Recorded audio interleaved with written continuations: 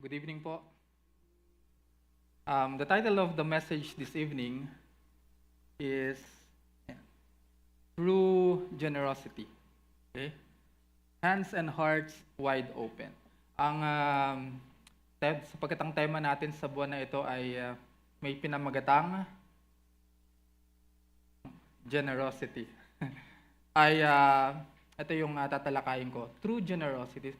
But first of all, I would like to thank you mga pastors natin, Pastor Nick,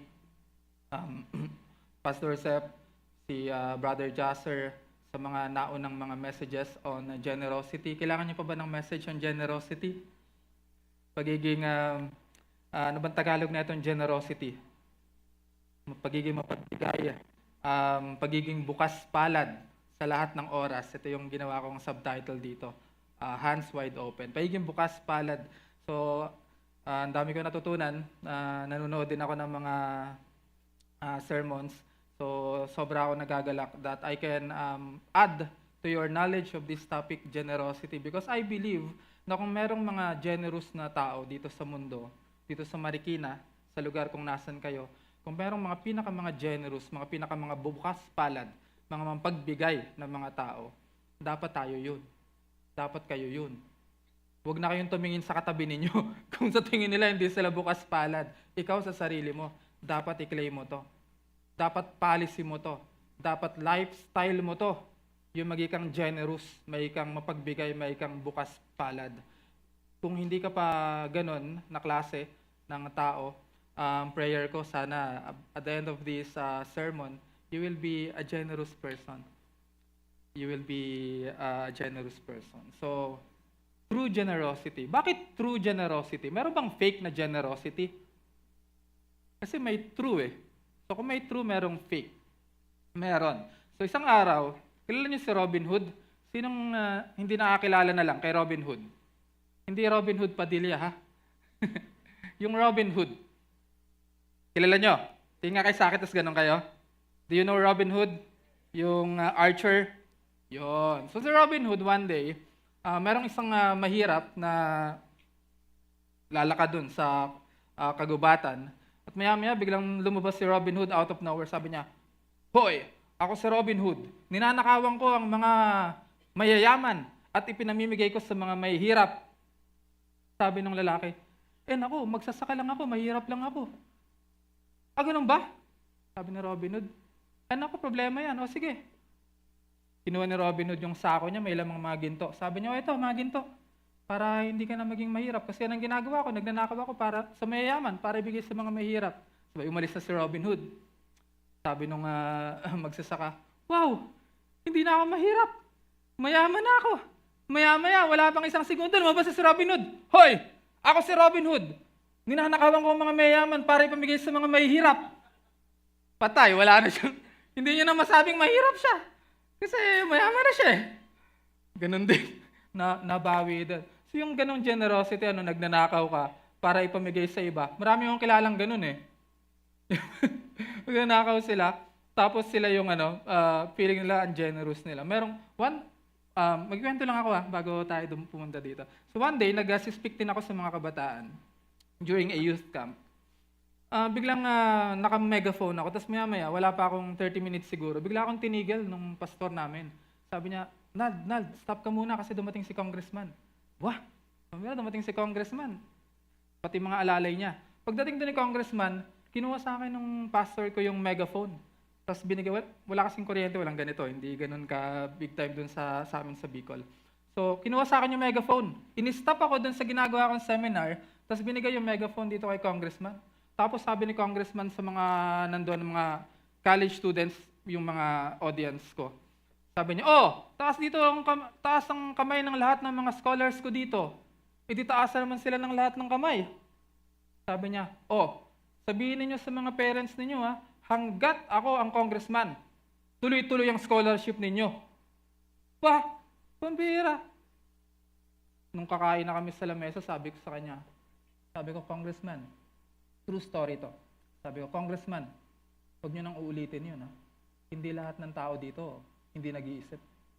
Hindi lahat ng tao dito, bobo. Kailan pa nanggaling sa bulsa mo yung pang-aral na itong mga estudyante na to, galing ba yun sa sarili mong bulsa? Galing yun sa pork barrel mo, di ba? At yung pork barrel na yun, nandyan lang yan. Kahit sinong congressman na nakaupo dyan, if allotted yan sa scholarship ng mga kabataan, para dun yan talaga. Parang inaangkin niya, pera niya yun eh. Tapos nanakot pa dun sa mga magulang na kapag hindi niya siya ibinoto, kasi mag-e-election na nung kaya nandun yun. So kapag hindi siya ibinoto, tatanggalin ko yung scholarship ninyo. Nanakot pa ng ganun eh. Kaya, tapos kinat niya pa ako, nag-i-speak ako dun eh. Di ba? Kaya medyo, pero nanginginig ako nun habang sinasabi ko yun. Nilalakasan ko lang yung loob ko. Kumakain kasi kami nun eh. Nang kinakabahan ako habang sinasabi ko yun kasi niningiti-ngitian lang ako, tapos titang ko yung mga bodyguard. Sabi ko, eto na yun. Pero kasi, di ba, hindi yun totoo eh. So, papanggap siya na generous siya, pero hindi naman talaga. So, fake generosity. Ayaw natin ng ganong klaseng generosity. Gusto natin yung true generosity. Gusto natin maging mga totoong mga generous na mga tao tayo. Pwede nating lokohin yung iba, pero hindi lahat ng tao maloloko natin. Lalo na ang Panginoon pagdating sa pagiging bukas palad. So kung tayo, hindi naman tayo talaga mga normal na mga taong bukas palad, okay lang yun. Pag-aralan natin to and hopefully ma-remedy natin yung ugali na yan. Okay? So, true generosity is hands and hearts wide open. Okay. Let's look at this passage in Deuteronomy chapter 15 verses 7 to 11. And this is the first point. Okay? Ang sarap isipin that God is concerned about our financial well-being. Di ba? Ang iniisip kasi natin, ang concern lang pagdating sa financial well-being natin, alam mo yung hindi tayo manatiling mahirap, yung umasenso tayo sa buhay, ang sarap isipin na concern yan ng Panginoon natin. It's a special concern for God. Kaya ang sabi dito ng Panginoon sa mga Israelita na pinalaya niya mula sa pagkakaalipin sa Ehipto.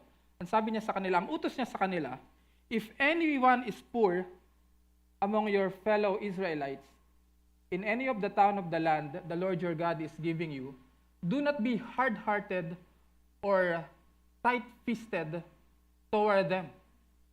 So if anyone is poor among your fellow Israelites, kung merong kayong mga fellow Israelites, kapatid, okay, na mahirap, na nangangailangan, wag niyong titigasan yung mga puso ninyo. Do not be hard-hearted or tight-fisted.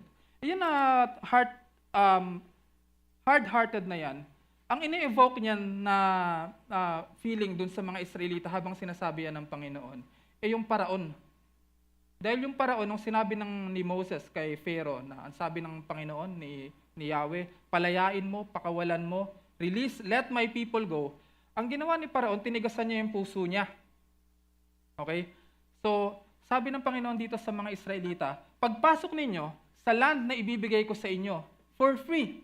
Okay, hinango ko kayo sa pagkakaalipin, dadaling ko kayo sa isang land na hindi ninyo pinaghirapan, at ibibless ko kayo doon pagdating nyo doon. Pero pag nandun na kayo, at meron kayo doon, if anyone is poor among you, huwag niyong titigasan yung puso nyo. Basically, huwag kayong maging katulad ni Paraon. Bagkos, maging bukas palad kayo. Mamaya makikita pa natin yan.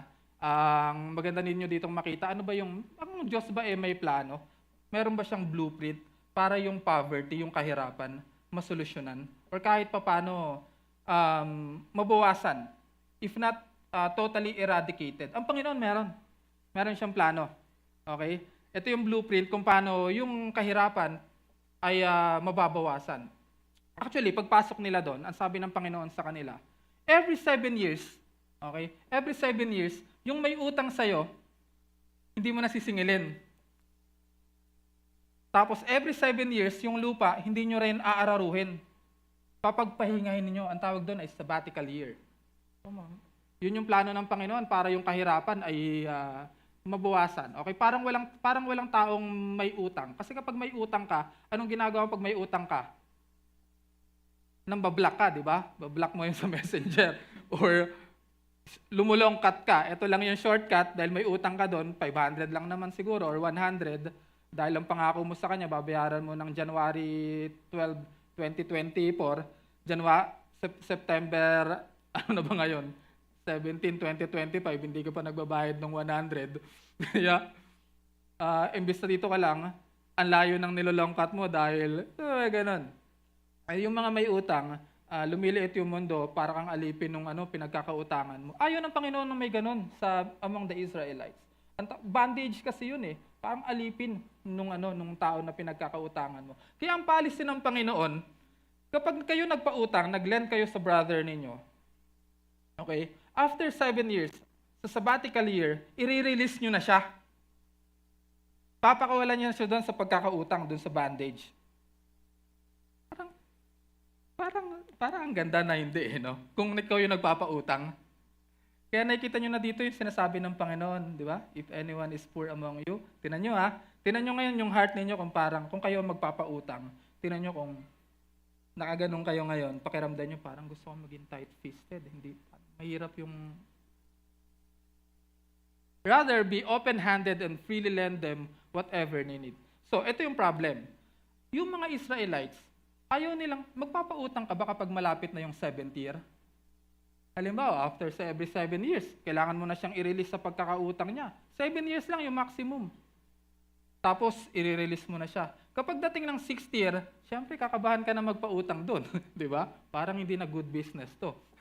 Papautang ka, tapos sa 7th year, required ako by law. Required ako na palayain ko na to, na aking kapatid sa pagkakautang.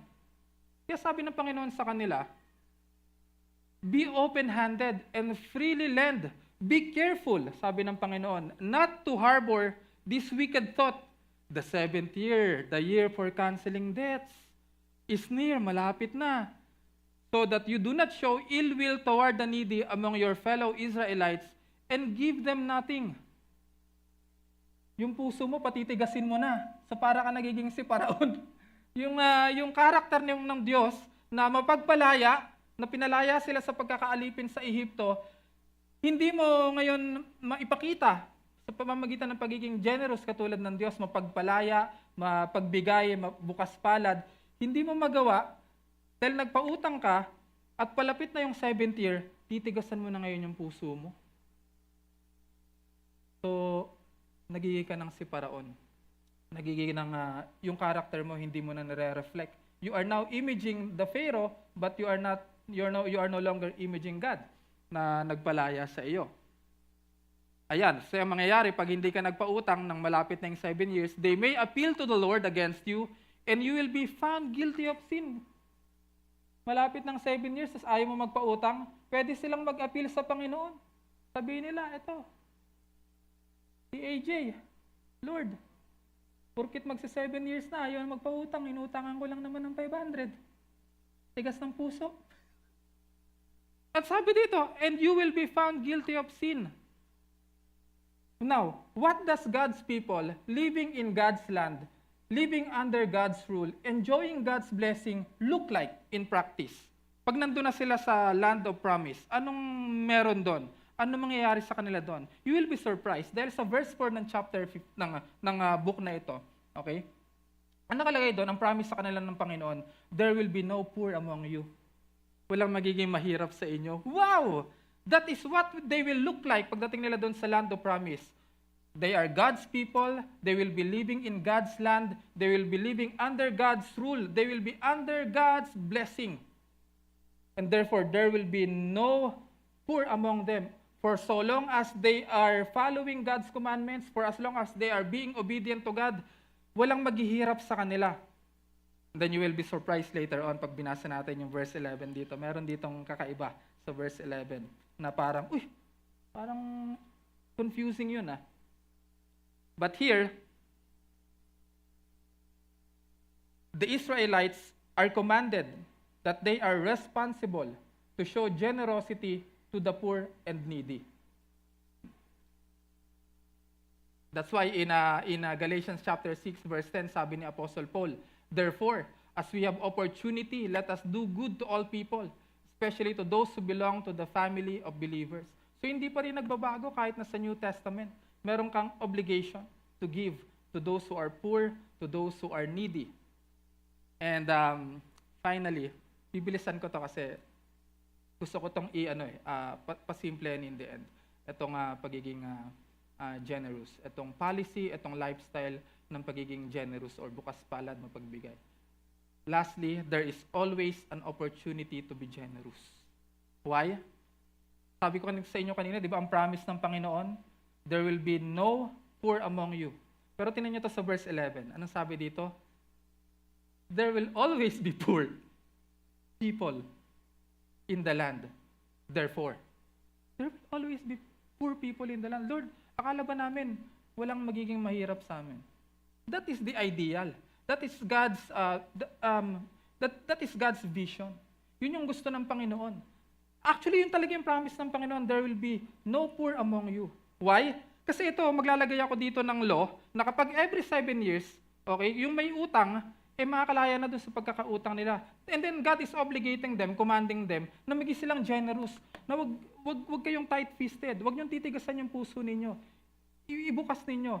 So, in the mind of God, with these two things in plan, walang magiging mahirap sa kanila. But lo and behold, yung katigasan ng puso talaga ng mga tao. Sa tingin niyo, kung kayo yung nandoon ng panahon na yon, tayo kaya ay mga tight-fisted, or open-handed. Parang na-imagine ko kung kahit ako yung nandoon, kahit si Pastor Ronald yung nandoon, parang ganun no? Lalo pagdating sa pagpapautang, parang ang hirap niyang gawin Kaya sabi ng Panginoon dito, looking at the reality, pag nandun na sila, na hindi nila ma-obey itong commandment ng Panginoon, ito yung reality. So, merong reality check dito. There will always be poor people among you. Kaya tragedy ito Kapag merong poor people sa midst nila, pag meron silang kapatid na naghihirap, tragedy yun. Bakit? Hindi nila, kasi ang plano ng Panginoon, ang promise ng Panginoon sa kanila, walang magiging mahirap sa inyo Under my land, under my rule, under my blessing, lahat kayo prosperous. Walang maghihirap sa inyo. Dahil kapag meron sa inyong nangangailangan, maging generous kayo. I-open ninyo yung heart ninyo. I-open ninyo yung hand ninyo. Okay? Meron kayong duty. Kaya lang yung mga tao nun, yung duty lang yung meron sila. Wala silang delight. Hindi magkasama yung puso. Pwede ka magbigay kasi nang hindi kasama doon yung puso mo Narinig ko to kay Pastor Nick dun sa sinabi niya, you can give without loving, but you can't love without giving. Pwede ka talaga magbigay na masama sa loob mo. Di ba? Pwede yun napipilitan ka lang.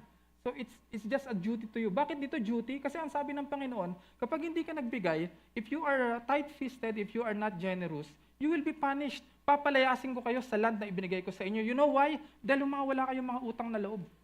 Kung ang Panginoon mabigat magsalita, that is what He's going to say.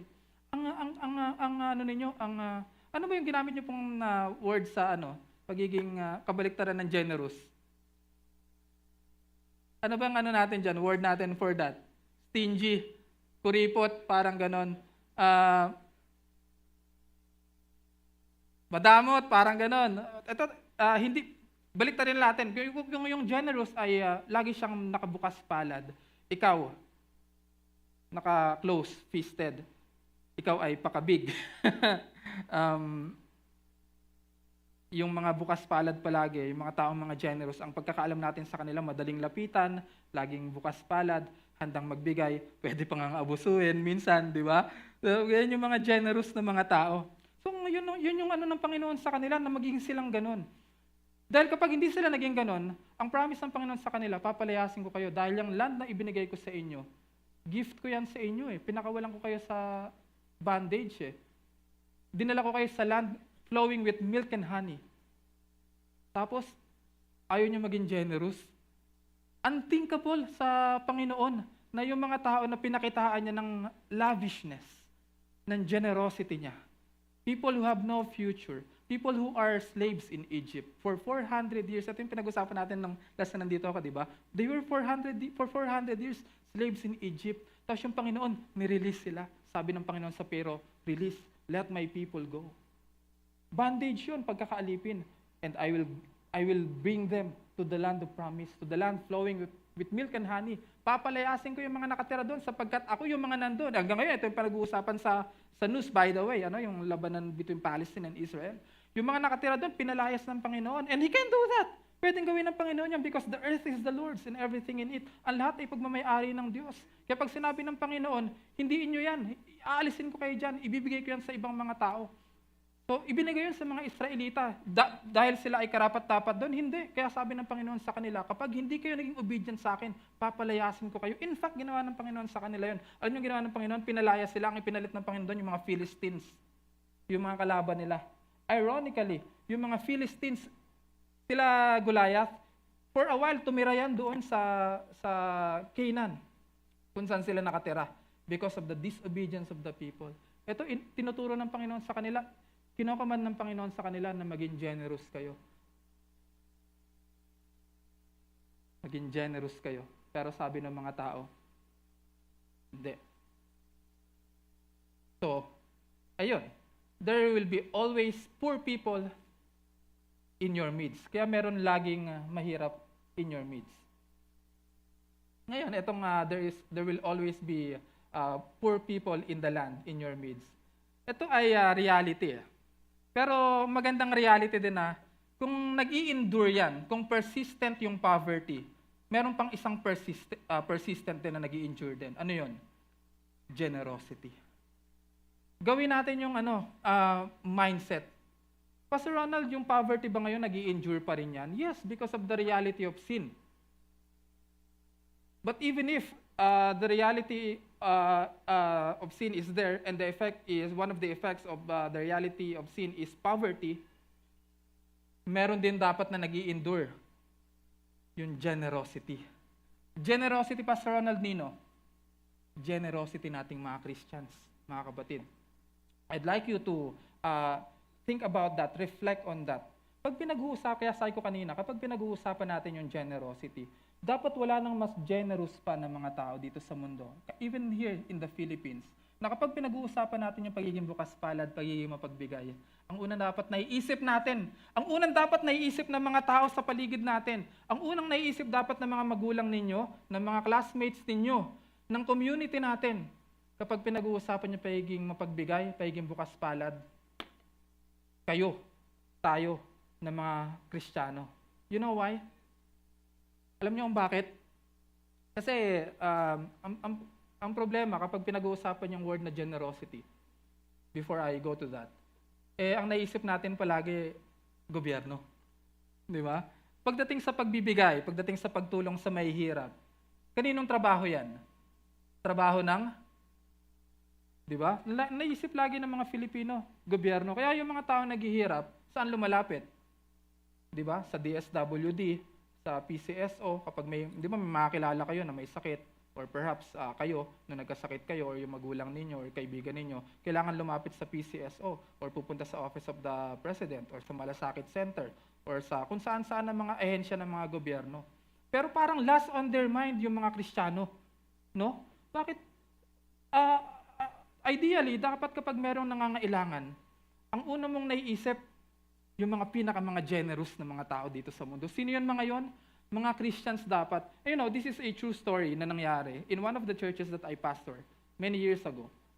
Meron kami doon one leader sa simbahan na merong dalawang batang hamog doon na pumunta. Tapos nanghihingi ng pagkain. Tapos tinaboy nung one of our leaders there. Pinaalis kasi nga dudugyot. Okay dito, ang babaho ninyo. Dito. So, pinaalis. Tapos, ini-entertain namin nung co-pastor ko doon. Hinigyan namin ng pera, pagkain. Pinagalitan pa kami. Sabi, hindi na natin trabaho yan, pastor. Trabaho na ng DSWD, di ba? Papera. Hindi, na yung heart ko Buti hindi ako naniwala. Kasi mas matanda pa sa akin yun ng dihamak, mas matagal ng tagasunod ng Panginoong Hesukristo. Pero hindi ko lang matanggap na kailangan naming itabo yung mga bata. Nasa tamang hinihinga na sila Nandun na sa tamang source sila ng generosity May inculcate na sa mind nila yan. Tapos biglang ang iniisip ng leader namin sa simbahan, doon sila pumunta sa DSWD. At yung DSWD ay magpapakita ng generosity sa kanila. That's a tragedy for me. That's a tragedy for me kasi ni-usurp ng government ni-usurp ng DSWD, ng PCSO, ng kahit na malasakit center pa yan, they're doing good things, okay? But ni-usurp nila yung obligation na dapat sa atin, na dapat tayo yung gumagawa. Masaya ba kayo na pinag-uusapan natin yung generosity? Bakit yung mga mukha ninyo parang sobrang seryoso? Ha? Pero, dapat tayo. Bakit dapat tayo yon? Alam niyo kung bakit? Paano transform ng Panginoong Jesucristo? Kasi itong mga Israelitan titigas ng mga puso eh. Ayaw nila maging mga generous. Isipin mo, pinalaya ka na sa Ehipto, binigyan ka na ng lupa, ng lupain. Binigyan ka ng pagkain doon ng Panginoon. They are enjoying God's blessing. Hindi pa sila maging generous. Unthinkable, di ba? So, kaya sabi ng Panginoon, I'm going to make a new covenant with you guys. Yung mga puso kasi ninyo ang titigas para mga bato. But I will make a new covenant with you, na yung heart ninyo gagawin kong flesh. Gagawin ko yung laman, hindi bato. And how did God accomplish that? He sent His Son, our Lord and Savior, Jesus Christ. Kung hindi pa enough sa'yo yung nararamdaman mo yung pag-ibig ng Panginoon, na hanggang na ngayon, buhay ka, humihinga ka, baka wala kang karamdaman ngayon, na hindi ka naman, nakapagsuot ka naman ng maganda, baka nakapabango ka pa, tapos hindi naman yung kahirapan natin, hindi katulad ng kahirapan ng mga tao 50, 100 years ago eh. Ibang klase yung kahirapan noon. Dati kapag meron kayong kalabaw, pag namatay yung kalabaw ninyo, you might as well die, yung buong family ninyo. Because that's it, yun yung kabuhayan ninyo. Pero sa panahon natin ngayon, we are so blessed. Kahit na feeling natin minsan nahihirapan tayo, siguro kapag nandito ngayon nga si Haring David, si Haring Solomon, sa time natin ngayon, may ignorante sila eh. Sa mga, wow, ano yan? Ito may microphone, magugulat sila pag nagsasalita ako, ang lakas ng boses ko. Wala sila na ito, mga ganito, mga technology. Pag nakita nila yan, ang unang sasabihin talaga nila kapag nag-time travel dito, yung mga sila Solomon, sila Haring David, ang unang sasabihin nun, is this heaven? Pag nakita ng sasakyan yan dyan, nung lumilipad na eroplano, may ignoramo sila dun. Ano to? What's this? Pero ang talino na nun. So, kaya imagine niyo yung poverty during their time kapag talaga nagkaroon ng karamdaman, ng sakit. Minsan kasi yung poverty, hindi naman yan dahil sa kasalanan mo lang or sa katangahan mo lang or sa paigintamad mo lang. Sometimes, problem happens sa atin, di ba? Pwede kang na-aksidente, nagkaroon ka ng sakit, dati kang yung sa sermon ni Pastor Zep, sabi niya dun, di ba, nung nagkaroon ng pandemic, yung mga business nila nalugi. So, nagsimula sila from nothing, nagpaaral sila, wow, nagpakita pa rin sila ng generosity. Walang-wala sila during that time. Pwedeng mangyari yun eh. Pwedeng magkaroon ng cycle na ngayon. Ang ganda ng buhay mo eh. Meron kang 100, 200, 500, 1 million sa iyong bank account. Pero pwedeng bukas, zero yung credit mo eh. And when you are there, ayaw mo na yung kapatid mo sa Panginoon, nakatabi mo ngayon dyan, nakaapiran natin dito pag dumarating tayo dito at kina-God bless natin. At biglang pag inutangan mo, biglang gumanon, no? Para magtatampo ka siguro, no? Kapag yung tao na nung meron ka pa, tapos nung ikaw na yung nangailangan, biglang naging sa'yo, naging tight-fisted sa'yo, close-hearted, ka pa, ma-offend ka pa. Kaya, ayaw natin umabot sa ganun. Dahil, kaya sa Panginoon, tinan nyo, ang pangit tingnan yung sa Panginoon. Kasi pwedeng tayo ngayon, okay tayo eh. Pero pwedeng kinabukasan, tayo yung naghihirap. At kapag naghihirap na yung kapatid natin, hindi natin pinapabayaan yan. Dapat walang mahirap sa kalagitnaan natin. Amen ba yon? Ayun, amen yon. Kaya tanungin mo na, kapatid, yung katabi mo, baka naghihirap yan.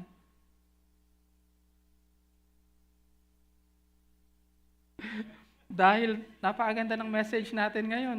Kapag ito ay tumimo sa ating mga isipan at sa ating mga puso, wala talaga magiging mahirap sa atin eh. Walang magiging poor in our midst dahil sensitive tayo sa kalagayan ng kapatid natin. Gusto natin itong makita ng mga tao na tinan nyo sa midst ng mga Christians. So, in their midst, there are no poor and needy. Wow! Napakagandang vision na sa family, sa household of, sa Christian household. Kasi family tayo dito eh. We call each other brothers and sisters. Kaya hindi ko tatanggapin na meron akong kapatid na naghihirap, na needy. And I will be generous to that poor brother or sister of mine. You know why? Ito na yon. How did Jesus Christ transform itong mga hearts natin? Tingnan niyo ang Panginoong Jesucristo. para ma-transform yung mga puso natin ng mga hindi generous. Naparito ang Panginoong Jesucristo. Siya ay namatay. Kung kulang pa ang ginawa ng Panginoon na pagpapakita ng kanyang generosity, ipinadala niya pa yung kanyang kaisa-isang anak. The best of heaven, the best that heaven can offer.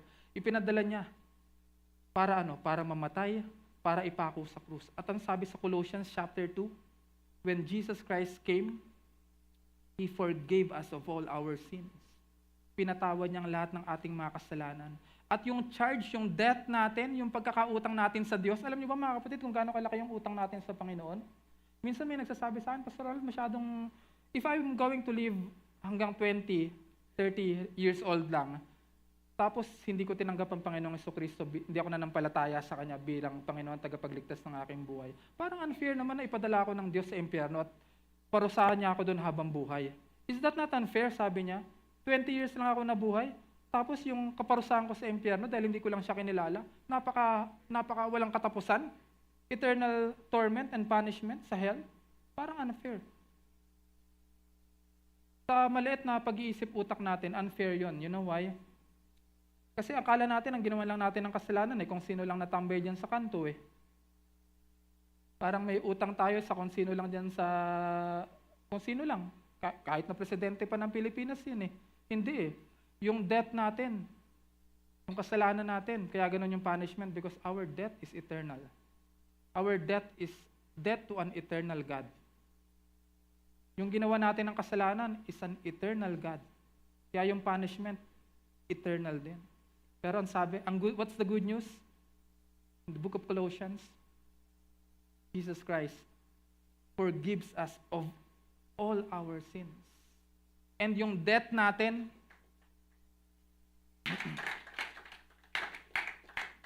yung napakalaki, yung eternal debt natin before a holy God, alam mo sabi doon I just forgot the passage. In Colossians chapter 2, I think 32, 33. But in that verse, it says that yung charge natin, meaning yung eternal death natin to our eternally holy God, was nailed on the cross. Ipinako na yung pagkakautang natin. Yung eternal death natin, kasamang ipinako sa krus ng Panginoong Jesucristo at binayaran niya ng kanyang banal na dugo. How can you not be generous after that? Amen? Kaya huwag kayo malungkot. Hindi ko naman kayo utangan after this. Hindi ko kayo utangan after this. Kayong mangutang sa akin. Yan! I-make sure nyo. Tumaan nyo naman akong kayo mangutang sa inyo. Just make sure that you are poor and needy. Tapos, titingnan, mag-due diligence din ako. Ba't kaya naghirap to si kapatid? Baka nag-scatter. Kaya ang laki ng nagsusugal. Kaya naging poor and needy. Pero, in any case, sabi ko nga sa fiancé ko in any case, kahit na siguro lokohin ako, humingi sa akin, it's okay. At least, baka magkaroon ako ng opportunity na maipadama sa tao na ito yung pagmamahal ng Panginoong Jesus Na I may not agree with what you do. Minsan, parang ang bigat pang ibigay sa ito dahil alam ko kung saan mo lang to, pambibili mo lang to ng ganito. Di ba? Pang susugal mo lang to or pambibili mo ng bisyo mo. It hurts me. Pero sige, I'll give that to you. Because I love you. And I hope na hindi makawala ka dyan. And sana magkaroon ng opportunity ka na ma-share mo ang Panginoong Jesucristo. Kasi yung Panginoong Jesucristo lang talaga yung magpapabago sa tao Di ba? Ang Panginoong Jesucristo lang, yung gospel, yung sinabi ko kanina, na naparito ang Panginoong Jesucristo sa lupa upang patawarin tayo sa ating mga kasalanan para iparana sa atin yung napakalaking pag-ibig niya. Sa kabila ng lahat, paparanas ko sa iyo yung laki ng pag-ibig. Yung mga kasalanan mo, wala na yan. Pinatawad ko na yan. Hindi ko na yan aalalahanin. Kakalimutan ko na yan. Yung mga utang mo, canceled na lahat yan. Imagine, di ko ma-imagine, Kasi wala akong utang I mean, materially, yung... meron pala, sorry, Lord, patawad. Meron pala akong utang, naalala ko tuloy ngayon. Yung naalala sa akin agad ng Panginoon. Meron pala akong utang. Kasi sa kapatid ko tsaka sa tita ko may utang pala ako. Pero di ba kapag pinatawad ka, meron kang utang halimbawa na 10 million, tapos pinatawad ka, pambira siguro parang umaangat-angat yung paa mo nun sa lupa no? Makakapag-start ka ulit yun na yun. Yun na yun yung binigay sa atin na fresh start ng Panginoong Jesucristo. Binura ko lahat ng kasalanan, pagkakautang. I'll give you a fresh start. And yung land, di ba yung mga tao alam mo bakit parang ayaw mo magbigay minsan, hindi ka bukas palad, kasi feeling mo nga nawawalan ka. Di ba? Kung 100,000 yung pera, mabigay ka ng 1,000, ako 99 na lang. So para kang mawawalan. Yung mga Israelita, kala mo na, minsan yun yung feeling natin para tayong mawawalan O yun sila tuloy, dahil ayaw nilang magbigay, sobrang tigas ng mga puso nila, ayaw nilang tulungan yung mga nangangailangan sa kanila. Pinalayas sila tuloy ng Panginoon. Mas matindi pa tuloy yung nangyari, nawalan sila ng kanilang mga tahanan. Pero tinan mo na kung gaano kabuti ang Panginoon. Sa panahon natin ngayon na ipinadala na ang Panginoong Jesucristo. Yung land, hindi yung pinangako sa atin ng Panginoon na magkakaroon tayo ng sariling land. Wala tayong ganon. What do we have? Meron tayong eternal. Eternal. We are eternally secure na meron tayong place in the new heavens and new earth. When that time comes, when God makes everything straight, kapag lahat ng baluktot ay itinuwid na ng Panginoon. And that's what He is doing right now. Ginagawa niyang tuwid ang lahat ng baluktot. Kaya nga yung mga buhay natin na, di ba, ang sasaklap dati, gumaganda Lahat ng mga baluktot, itinutuwid ng Panginoon. Lahat ng madilim, pinapagliwanag niya. Lahat ng pangit, gumaganda. Totoo yun. Ang dami-dami. Totoo yung transformation din kahit sa personal transformation Di ba? Pag naikang Kristiyano gumagwapo, gumaganda. Dati maganda lang sa harapan ng mga magulang, ng nanay. Ngayon, pati sa harapan ng Panginoon. I died for that person. Di ba? Taasan ninyo yung huwag kayong mga insecure, lalo yung mga kapatid nating mga kababaihan. Don't be insecure. Yan yung mukha na yan. Yan yung mukha. Ito yung mukha na si Kristo namatay para sa mukha na yan. Para sa mukha mo na yan, namatay ang Panginoong Jesucristo. So, huwag kang insecure. Kaya, yung security natin, ibang klase. We are eternally secure. Yung love ng Panginoon, hindi niya tatanggalin sa atin. Wow, di ba? Pag hindi ka nagpautang niya mamaya, feeling mo, gusto ko maging generous, tapos sinubukan ka agad ng Panginoon, biglang maya-maya, may nakita ka nangangailangan. Di ba? Tapos may lumapit sa'yo, tapos nangutang sa'yo, or inimpress sa'yo ng Panginoon, tulungan mo tong tao na ito. Tapos, gumanon yung puso mo, naramdaman mo. Pambira, kakasermon pa lang ng true generosity, gumanon na yung puso mo. Sige, bibigyan nga ako dito, 500. Matigas. Hindi, di ba? Hindi pa true dahil duty lang sa'yo. Sabi kasi ni Pastor Ronald hindi, nung dumating ang Panginoong Jesucristo, yung duty mo naging delight. Ang sarap. Dati, ang sakit. Ngayon, ang sarap na magbigay. Yung duty dati, transform din ng Panginoong Jesucristo yun Dati ginagawa lang ng mga Israelita, ginagawa mo kasi napipilitan ka dahil utos. Pag hindi mo ginawa, papalayasin tayo dito sa Canaan. Pero ngayon hindi na, it becomes a delight. After you experience yung love ng Panginoong Jesucristo, tin mo kapag mamaya may yung nangutang nga sa'yo na hindi mo binigyan, yung love ng Panginoon sa'yo hindi mababawasan Unthinkable, unbelievable, di ba? Palakpakan nga natin yung Panginoon doon. Unthinkable. Kasi after neto, ng sermon na ito, mamaya-maya lang, tumitigas na yung mga puso natin. At nagiging na tayo mga tight-fisted. Pero tinan niyo yung pag-ibig ng Panginoon sa atin, hindi yun mababawasan. Eternally secure yun. I will do everything. Jesus will do everything in His power para yung heart mo unti-unti yun. Yung bato na yun, unti-unti maging flesh. And you will realize, yung sinabi ng isang author, that when you come to the Lord Jesus Christ, you become what you are not, and you will be able to do what you cannot. You become what you are not. If you are not generous, you come to the Lord Jesus Christ. Pastor Ronald, ang tigas ng puso ko Yeah, accepted. Ako din. You come to the Lord Jesus Christ. When you come to Christ, you will become what you are not, and you will be able to do what you cannot.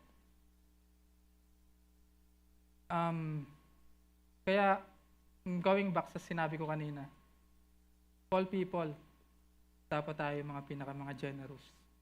Kaya ilabas na natin ang offering box. Oh, umingiti na.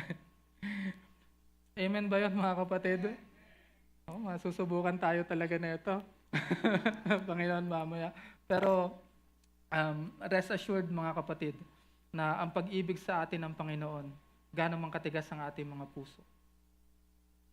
Hindi magmamaliw. Hindi biglang babalik yung mga pagkakautang natin sa Panginoon. Kahit na even after this sermon ends at nakita mo na parang matigas pa rin yung puso mo, hindi. Ganun kabuti yung Panginoon sa atin. Sa relasyon na meron tayo sa Panginoong Jesucristo. And if that is not motivation enough for us to be generous, hindi ko na alam. Baka si Pastor Vince magpipreach sa atin next week, bahala ka na sundan kung paano pa pag hindi mo naging generous after this. But we thank the Lord Jesus Christ. We love Him so much. And I pray that you will image, you will mirror the generosity of Jesus Christ in your life. Na kapag may nakakita sa inyo ngayon, starting now, they will feel release from any of their bondage. Shall we all rise and pray? Let's pray. Father, we humble ourselves before you, O Lord. Kami po ay nagpapanikluhod na lumalapit po sa inyo at inaamin na Panginoon sa aming mga sarili. Kami, Panginoon, ay natagpuan po ninyo na mga makasalanan, mga matitigas ang aming mga puso. Hindi kami mapagmahal sa inyo, hindi kami mapagmahal sa aming kapwa. Pero sa kabila nun, ipinaranas po ninyo sa amin ang dakilang pagmamahal ng inyong bugtong na anak, ang aming Panginoong Jesucristo. Siya ay naparito sa lupa, siya ay namatay, pinako sa krus at nabuhay na magmuli. At ang sino mang tumawag sa Kanya at manampalataya sa Kanya ay bibigyan niya ng buhay na walang hanggan. Papatawarin niya ang lahat ng mga kasalanan at patatawarin ang lahat ng mga pagkakautang. Maraming salamat, Panginoon, sapagkat ang pag-ibig niyong ito ang siya naming pinanghahawakan upang mabuhay kami ng bago, na talaga masabi namin na meron na nga kami mga binagong buhay. Kaya Panginoon, kung meron pa sa aming kalagitnaan na hindi pa po nakakilala sa inyo, malaya ka po, Panginoon, kumilos at magligtas sa amin. Baguhin niyo kami, Ama, tama niyo po ang aming mga puso at iparanas niyo po sa pamamagitan po namin ang inyo pong napakadakilang pag-ibig sa lahat po ng taong aming makakasalamuhan. Maraming pong salamat. This is our prayer in the most precious name of our Lord and Savior Jesus Christ. And all of God's people say, Amen. Amen.